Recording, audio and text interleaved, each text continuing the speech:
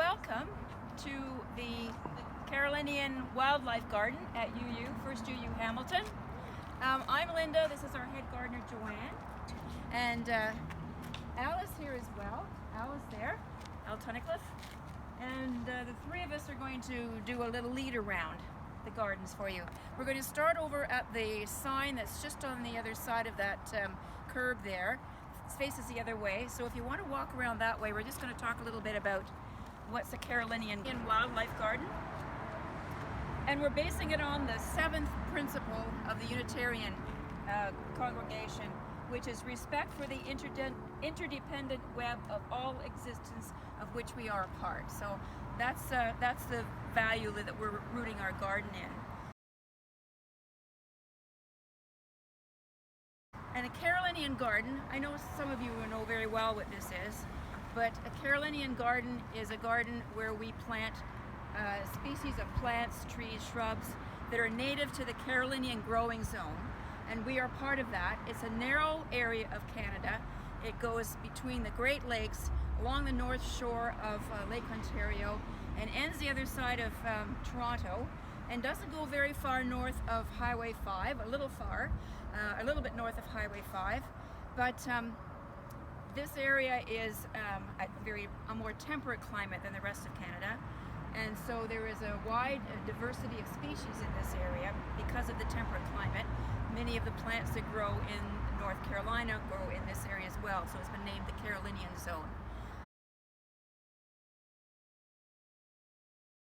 So we are attempting to restore this area, which was at one point just a brownfield. It was formerly a hardware store and a lumber yard and a building center. So there were gravel piles and all kinds of things around here, bricks, etc. So over the years, this has been restored, and we're doing the restoration based on the Carolinian gardening principles. And we're hoping, and we do actually attract native wildlife in terms of insects, birds, all kinds of butterflies and moths, and some small mammals. We've even had flying squirrels inhabit a box here a couple of years ago, which are quite rare. So the native flora that we plant attracts the native fauna, and that's our whole intent in doing a Carolinian wildlife garden. So in addition to planting Carolinian plants, we also want to remove invasive species that have been introduced to the area and that crowd out native plants. And we also want to introduce abiotics, which are non-living elements in a garden, like rocks. You're going to see lots of rocks and soil and trees and logs placed strategically. And so those are the elements of a Carolinian garden that we're trying to focus on. Okay, Joanne, okay. Next. So speaking of the insects, we were very surprised when the paving was done and we were putting up this wall back along the church. You see that angel wall?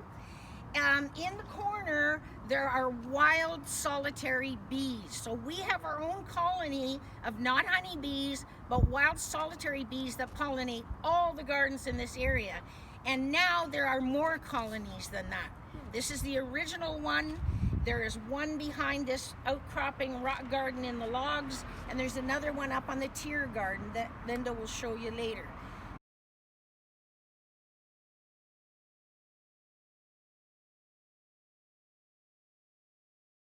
Now I'm going to take you to an educational community outreach garden, which is really important to our grant species that we have applied for, and a lot of grants. So and this is kind of kibosh this year because of COVID, but let me explain you briefly what a community outreach education garden is. Here's one of them right here. That was our first award from the Hamilton Conservation Authority that was granting us for a couple of years. I think 3 years they sponsored us, and we were very pleased. It was the only one awarded in all of Hamilton.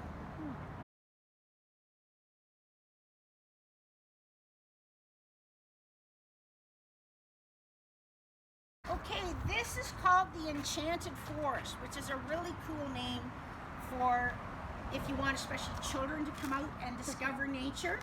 So the pathway was put about. That's an abiotics that Linda's already mentioned. Abiotics always go in first, followed by restoration of your soil, and then you can plant, and then you have the best success. This is the first year of this garden. So what you will see in 3 years, you will see grasslands across the front. See all the grass coming? Now this is not on your lawn. This is Carolinian grass. And then behind that are your pollinators, or their prairie meadowland species. And then back in the forest area and around there are the vernal plants and the plants that prefer shade, sun, and those conditions like you would see if you're walking in RBG, okay? Now, if you would like kids to participate, I'm going to show you something. I'm going to have fun here, because we always have to do that, right? If children are participating in your garden, you can have them create things for the insects and for the tiny creatures that live. Something like this has to be replaced every single year because of funguses and problems with the garden like that. Except this, you can just wash it out, put it back, and you see where something can crawl in there? It's not a native shell, but that's okay, it serves a purpose, right? So you can tie up sticks, tie up plant stems that are see-through, that are hollow, and you can also use tiny logs and drill into them. This will increase the number of insects and butterflies in your garden and spiders, because there's somewhere to go. Okay? All right, where are we going next? Linda's going to take us to some rock areas. Although it's difficult to see now, the back wall there is a number of layers, a number of rows of large rocks. And this was created 2 years ago. Al and Ron here and my husband. Actually, last year. Was it just last year? Last year. Really? Yep. Time flies when you're having Yeah, fun. I thought you Carolinian said 2 gardening. years ago. Yes, Anyway, Yeah. so last year, yes. So the rocks were stacked and stabilized, and soil put in, and then the area here was restored with Carolinian plants. Lots of trees over here. Joanne and Al donated some trees here. And so this is really all virtually Carolinian. Oh And yeah, so we- this was all asphalt before. Yeah. This was all ripped out and added topsoil to build it up. So it shows you what you can do with nothing. Yeah. Yeah, my husband looks pretty good for 92, eh? It's kept him young. Yeah.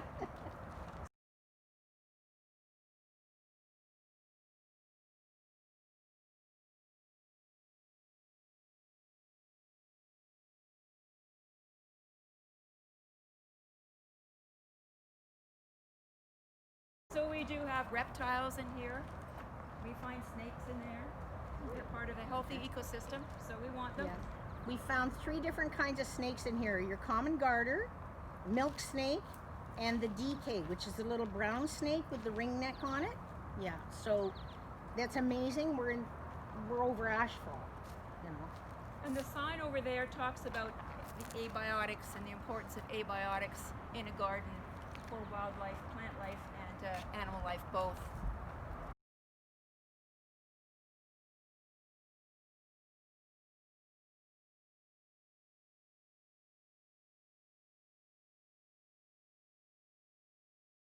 This rock garden behind us here was part of the paving of the driveway, and we were given a little sort of isthmus out.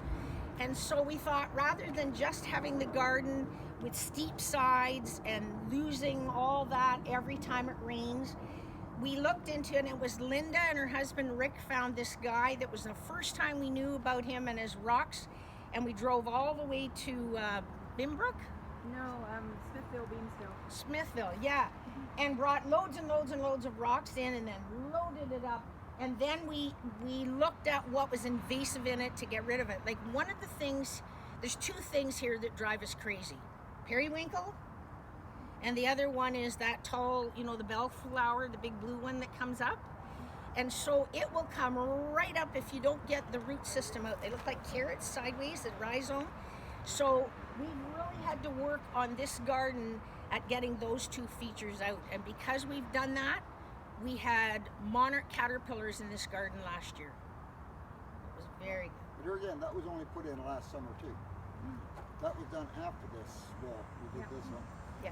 Joanna, I mentioned here about the erosion issue here. Yes. That the rock walls that we're putting in really are an erosion control. Yes. Soil control. Yes, because the grant people don't like it if you say, oh, we built a pretty wall.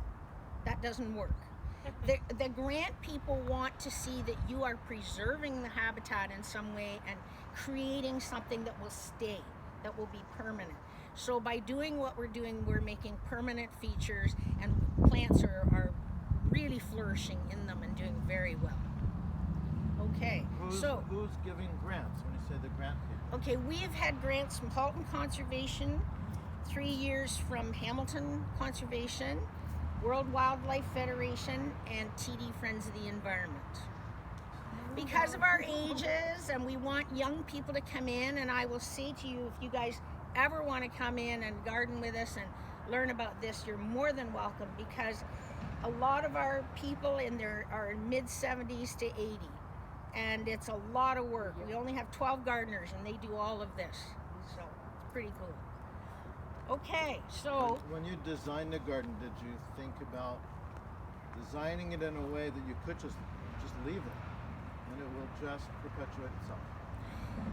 yes, but here's what happens. We are in an inner city lot and invasives are rampant. So like right there, I can see a tree of heaven poking out amongst the snowberry bushes. And you think you've got it all and you don't. The other thing we get a lot of is bindweed, you know, and bindweed goes through everything and chokes your Carolinian plants. So no matter how much you want to do it and just leave it, it's not going to happen, because even forests are managed, right? Even wildlife, if you think of RBG, look at all the managing they have to do to keep the place the way it is. Yeah. So, Okay. I could mention letting our half acre behind our home. We're in a rural property. We have a half acre behind our home that we're trying to naturalize, plant trees and so on. And this year we were overrun with teasels. You know what teasels are? Yes, they're those spiky spiky things. We've carted off 5 trailer loads of teasels to the plant recycling area, the plant depot at our dump. They cook them actually. They have them heat processed. So you know, just letting them. That was our deal. We'll just let it grow. We'll just let it grow. The next thing you know, the invasives are in there. The thistles are in there. The teasels are in there. So it's tough. We'd love to be able to just say, okay, grow. that's right. It's really Doesn't tough. happen. So what we are going to do is we're going to allow Alan. Where is he gone? Hi. I've been with him 50 years. I don't know him anymore. No, I'm just kidding. So he's going to go and show you the brand new project, what this gardens look like when they first start. Okay, so come and have a look.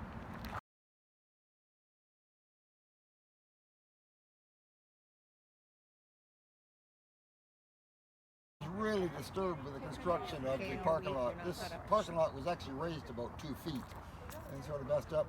So on the last, I guess, 3 or 4 weeks, we just put all this in. The rocks we brought up, we actually found them on Kijiji, as a matter of fact. So we got a trailer, and Linda's husband Rick drove out, and we loaded up his trailer and made 7 loads up here to bring all these rocks up.